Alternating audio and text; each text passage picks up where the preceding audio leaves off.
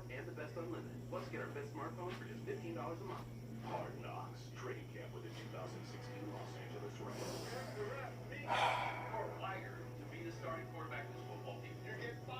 What's up, Cowboy fans out there? This is Will again, coming at y'all with another video. Hey guys, real quick, I wanted to touch on a couple of things. First thing is kind of a little off the subject, kind of off and on, but I wanted to talk about family and how important family is. A lot of you probably have big families like myself. I have a very big family, but everybody's scattered around everywhere, live in different states, and etc. And kind of doing their own thing. I'm not really close with my family. We maybe see each other maybe on holidays, but that's about it, if that. I grew up two-parent household, mom and dad, older brother. And we were very, very close-knit to ourselves. And, we were the average American family, middle-class family. And my mom, who I lost last year, July 25th, hadn't been a year yet. But I lost her last year. She was an inspiration in my life, She was a very loving mother. She did the best she could by us. Raised us to the best of her ability. Christian woman, just a beautiful, beautiful woman. She's with the Lord now, so she's in a better place, and I miss her dearly. She was a diehard Cowboy fan. She gave me my strength I have for the Cowboys. Her and my dad, and she loved the Cowboys. She loved Emmitt Smith. She loved Michael Irvin. She loved Troyman, everything about the Cowboys. Her favorite player was Emmitt Smith. Every time Emmitt got the ball, she'd run Emmitt, run that ball. She thought Emmitt was supposed to get the ball every down. Even on defense, she thought Emmitt was supposed to get the ball. But anyway, that's the love of our family and being a Dallas Cowboy fan. That's it goes back that far.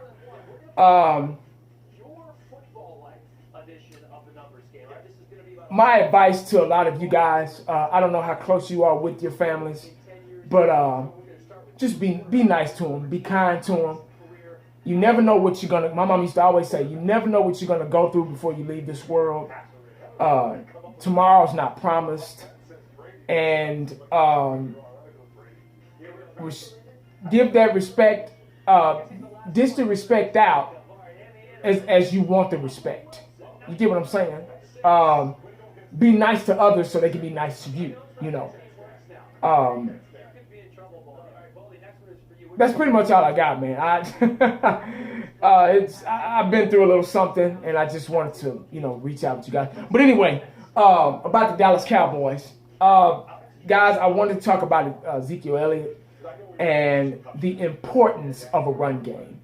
I'm not going to get into all the stats, but y'all know as well as I do that he was the leading rusher last year with over 1,600 yards, 15 touchdowns, 322 attempts. He was most in first downs with 91. That's 19 more than any running back in the NFL. Now, I'm saying this because this guy was a rookie doing this. And I want to talk about the power of a run game. How the run game could be a bully in the National Football League.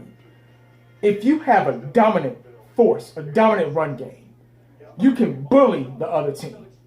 I don't give a damn if they know the play, if they know if it's going left or right, up the middle, delay, toss.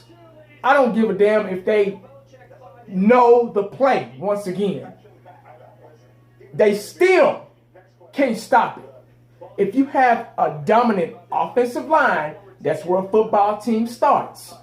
Like I said in my videos before, if you have a dominant offensive line who can pancake just about anybody that's stepping their way, you can bully a football team. That's why we were so successful in the 90s. When you have a running game, when you have an unstoppable force, we were a run-first team. We can run on first and second down. Because we had the Great Wall of Dallas. We had Daryl Moose Johnson leading the way. and we had Emmett in the backfield. When you have that force, that formula, that system running at you, 100 miles per hour, 2 or 3 downs, it's unstoppable. You cannot stop. I'm telling you guys, the run game is where it starts on the offense side of the ball. They were talking to Ezekiel Elliott today, and they were asking him about, in minicamp, asking him about what could he have done better, and this and this and that. Obviously, with age and with time and with experience, you get better at anything you do. He will get better. We don't have to worry about that. What I am worried about, what I am really focused on, is our offensive line. We lost some guys this offseason. I want them to get back, if not even better, to the way that they were. The offensive line is where it counts. You can, like I say, you can bully a football team, whoever you're playing against, if you have a dominant force on the offensive line and running the ball in the backfield. That's just the bottom line.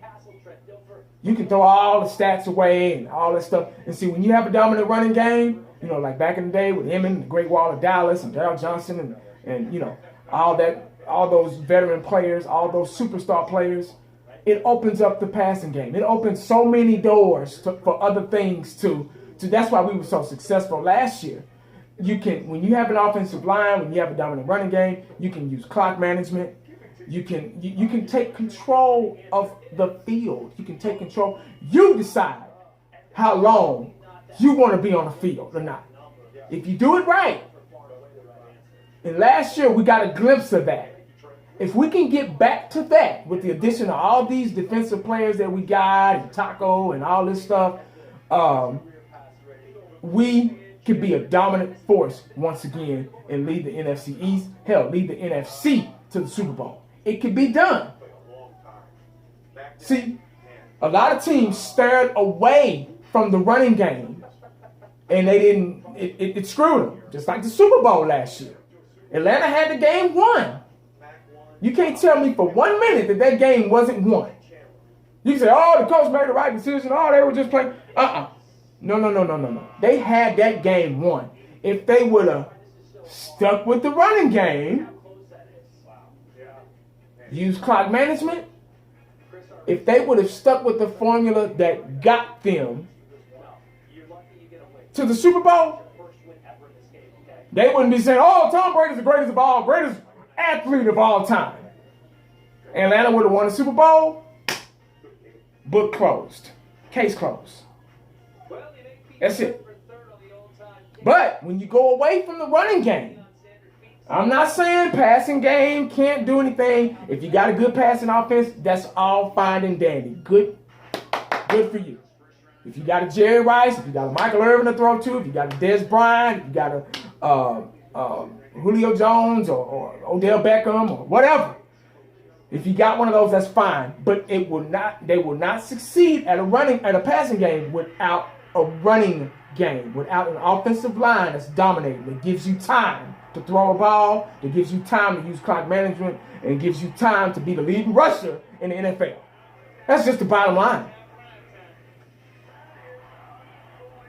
If you do not agree with what I'm saying, I don't know what to tell you. Ain't nothing I can do for you. But that is the formula to have a successful season in the NFL. The bread and butter running game. If you steer away from that, you're dead. I've seen it. Just like with us against Green Bay. We were the better team. We had already beaten them earlier that year. Because we ran them in the ground. We tied their defense. We punked them. We came, that playoff game, we came back from 3 touchdowns. 3. That showed that we were the better team. We came back from 3 touchdowns because we got back to what got us there. You get what I'm saying? Okay, I admit, having that rest, that hurt us. Because like I say, football is like a car. You got to keep running. You got to keep going. I'd rather be a wild card team and keep playing, keep being in the rhythm of the game and my body oiled and everything and loose, than relax and have a week off or 2 weeks off or whatever.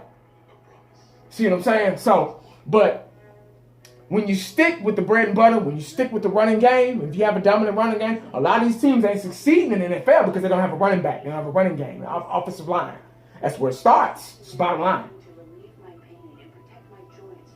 Running game. You got to keep him happy. You got it. I know we drafted all these, what's his name, Switzer and all these guys. Oh, everybody talking about Switzer. That's fine. Got to have an offensive line, so you got to have time. Dak's got to have time to throw to him. Switzer can't run up and down the field. Switzer can't catch balls and be better than Cole Beasley like y'all say he is if ain't no damn line there to block for him. So y'all let me know what y'all think about that, man. That's all I really had to say. Ezekiel Elliott, I think he will do much. Hopefully he'll get 2,000 this year. He could have got it last year, but you know, they started resting him at the end of the year, which is understandable, you know. So, but I think he will get 2,000 yards. That should be our goal. Run first. Because if you got, once again, I'm gonna say this one last time before I get the hell out of here. If you got an unstoppable running game, I don't give a damn if they know the play. If they in the damn huddle with you. What y'all running? Huh? What? Oh, okay. Hey, running so-and-so to the left. They can know it all they want to. You can show them the playbook. Show them the X's and O's. They got to stop it. You get what I'm saying? They got to stop it. If they can't stop it, ain't gonna do no good to know the play. Oh, you can coaches be out there, they covering their mouths with the playbooks and all this stuff. If you got game like MJ on the basketball court, Jordan tell you what he gonna do. He tell you, okay, this is what I'm gonna do to you. I'm gonna back you in. I'm gonna fade. You can't stop it. Running game. So everybody out there, all the Cowboy fans on YouTube, including myself, making videos, talking about this, talking about that. Talk about that running game. Talk about that offensive line first, because that's the bread and butter of a football franchise, football team. If I'm lying, let me know. Let me know in the comments. Leave a like, leave a dislike. I don't give a damn. Holla back at your boy. I'm out.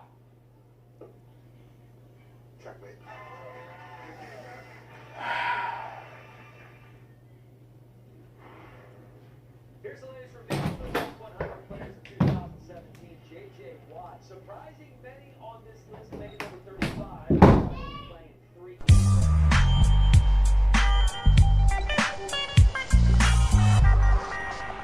And the only thing else I got to say is,